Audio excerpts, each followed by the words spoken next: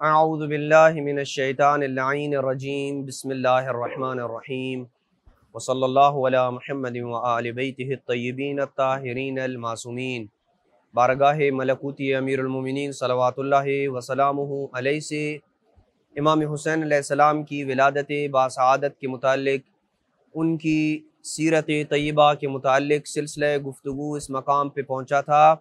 کہ رسول اکرم صلی اللہ علیہ وآلہ وسلم نے اپنے نواسے کی خود تربیت کی۔ جہاں رسول اکرم صلی اللہ علیہ وآلہ وسلم نے اپنے نواسے کی تربیت کو اپنا مورد اہتمام قرار دیا، وہیں پہ امیر المومنین صلوات اللہ وسلامہ علیہ اور جناب فاطمۃ الزہراء نے بھی اس عظیم فریضے میں کوتاہی نہ کی اور اپنے بیٹے امام حسین علیہ السلام کی پیارے انداز میں تربیت فرمائی۔ ہم امیر المومنین صلوات اللہ وسلامہ علیہ کی اپنے بیٹے امام حسین علیہ السلام کو کی جانے والی وصیت سے ایک اقتباس لے کے مومنین کی خدمت میں بیان کریں گے، جس سے یہ اندازہ ہو جائے گا کہ کن سنہری کلمات کے ذریعے امیر المومنین صلوات اللہ وسلامہ علیہ نے اپنے بیٹے امام حسین علیہ السلام کی تربیت کی تھی۔ فرمایا یا بنی اوصیک بتقوی اللہ فی الغیب والشہادہ، اے میرے بیٹے حسین، میں تمہیں جلوت اور خلوت دونوں میں تقوی خدا کی وصیت کرتا ہوں۔ وکلمۃ الحق فی الرضا والغضب، اور غضب اور رضا دونوں میں کلمہ حق کی وصیت کرتا ہوں۔ والقصد فی الغناء والفقر، فقر اور غنا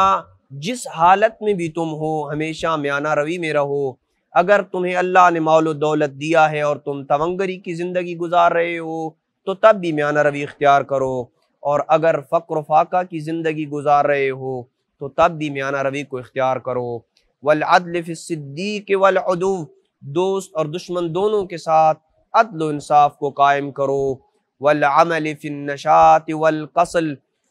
سستی اور اپنی پھرتی دونوں میں عمل کو ترک نہ کرو۔ والرضا عن اللہ فی الشدۃ والرخاء، سختی اور نرمی دونوں میں ہر حال میں اللہ کے اوپر راضی رہو۔ اعلم یا بنی ان من ابصر عیب نفسہ شغل عن غیرہ، اے میرے بیٹے یاد رکھو کہ جو اپنے عیوب کی طرف نگاہ کرتا ہے وہ دوسروں کے عیوب سے اپنے آپ کو پھیر لیتا ہے اور دوسروں کے عیوب کی طرف توجہ نہیں کرتا ہے۔ وَمَنْ رَضِيَ بِقِسْمِ اللَّهِ تَعَالَى لَمْ يَحْزُنْ عَلَى مَا فَاتَ، جو اللہ کی قسمت اور اللہ کی تقسیم کے اوپر راضی ہوتا ہے، جب کوئی چیز اس سے کھو جاتی ہے تو وہ اس کے اوپر محزون اور غمزدہ نہیں ہوتا ہے۔ وَمَنْ حَفَرَ بِئْرًا وَقَعَ فِيهَا وَمَنْ هَتَكَ حِجَابَ غَيْرِهِ انْكَشَفَتْ عَوْرَاتُ بَيْتِهِ، جو اپنے کسی مومن بھائی کے لیے جال بنتا ہے اور کنواں کھودتا ہے وہ خود اس میں جا کے گرتا ہے، اور جو دوسرے لوگوں کی عزتوں کے اوپر ہاتھ ڈالتا ہے اور ان کی عصمت دری کرتا ہے، ان کے گھر کی عزتیں بھی محفوظ نہیں رہتی ہیں۔ من خالط الانذال حقر، جو پست لوگوں کے ساتھ اپنی محفلیں بساتا ہے وہ حقیر ہو جاتا ہے۔ ومن جالس العلماء وقر، جو اپنی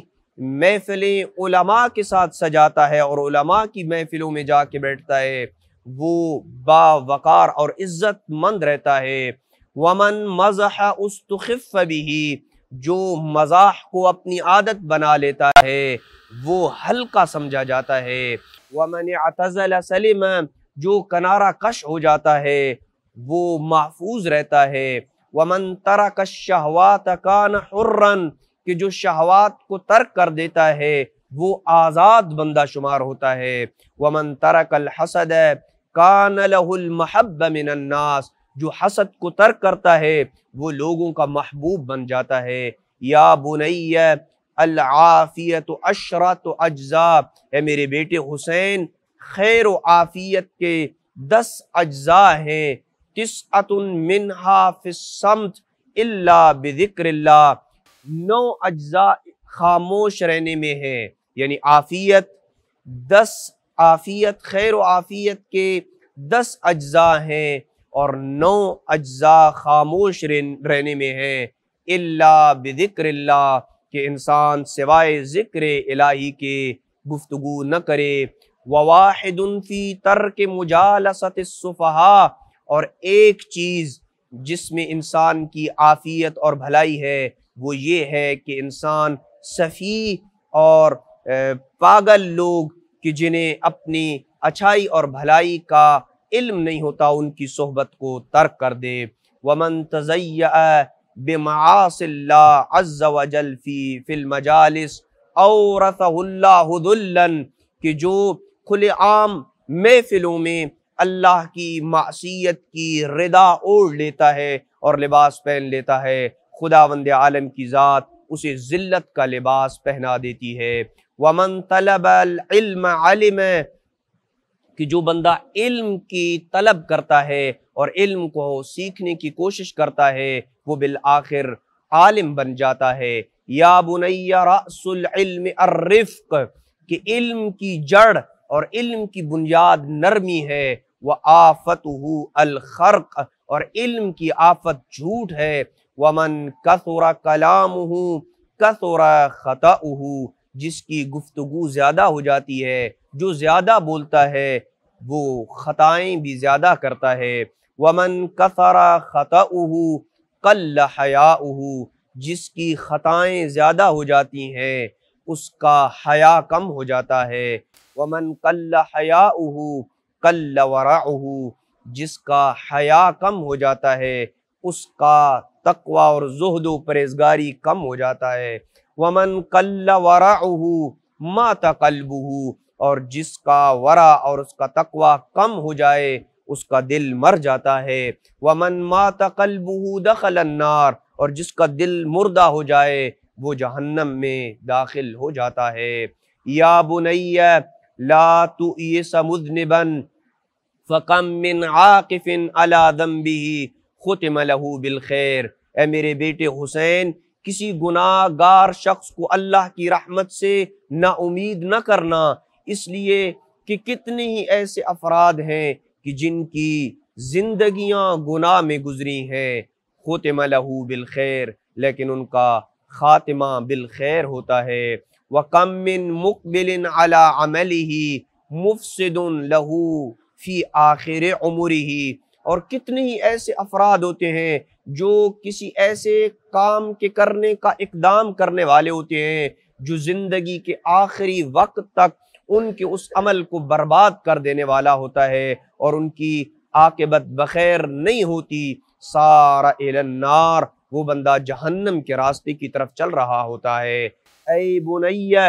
کم من عاص نجا، اے میرے بیٹے حسین، کتنے ہی ایسے معصیت کار ہیں کہ جن کا خاتمہ بالخیر ہونے کی وجہ سے وہ نجات پا گئے، وَكَم مِّن عَامِلٍ ہوا، اور کتنی ہی ایسے افراد ہیں کہ جو دنیا میں ساری زندگی تو عمل کرتے رہے لیکن خاتمہ بالخیر نہ ہونے کی وجہ سے وہ پستیوں میں چل کے جہنم کی طرف چلے گئے۔ یا بنی کثرت الزیارت تورث الملال، اے میرے بیٹے حسین، کسی کی زیارت زیادہ کرنا یہ ملالت اور اکتاہٹ کا موجب بنتا ہے۔ اعجاب المرء بنفسہ دلیل علی ضعف عقلہ، کسی شخص کا اپنے آپ پہ عجب کرنا، خود پسندی کا شکار ہو جانا، یہ اس کے عقل کی کمزوری کی دلیل ہے۔ یا بنی عز المؤمن غناء عن الناس، میرے بیٹے مومن کی عزت اس میں ہے کہ وہ لوگوں سے اپنے آپ کو بے نیاز ہو جائے اور لوگوں کے ہاتھوں میں جو دنیاوی نعمتیں دیکھے ان سے رخ منہ موڑ لے، ان سے رخ موڑ لے۔ والقناعۃ مال لا ينفد، اور قناعت ایسا خزانہ ہے کہ جو کبھی ختم ہونے والا نہیں ہے۔ ومن اکثر ذکر الموت رضی من الدنیا بالیسیر، کہ جو موت کو زیادہ یاد کرتا ہے وہ دنیا میں تھوڑی چیز کے اوپر راضی ہو جاتا ہے۔ ومن علم ان کلامہ من عملہ، جس بندے کو یہ پتہ چل گیا کہ اس کی یہ گفتگو بھی اس کا یہ عمل ہے، کل کلامہ الا فیما ینفعہ، تو اس کی گفتگو، اس کا بولنا کم ہو جاتا ہے سوائے ان امور میں وہ بولتا ہے کہ جن میں اسے فائدہ ہوتا ہے۔ یہ وہ تربیت کے سنہری اصول تھے کہ جو امیر المومنین صلوات اللہ وسلامہ علیہ نے اپنے بیٹے امام حسین علیہ السلام کو تعلیم فرمائے تھے۔ نہ فقط امام حسین کے لیے یہ امور تھے بلکہ ہم سب کے لیے اور قیامت تک آنے والے ہر شخص کے لیے یہ کلمات ہدایت کا سرچشمہ و چراغ ہیں۔ وصلی اللہ علی محمد وآل بیتہ الطیبین الطاہرین المعصومین۔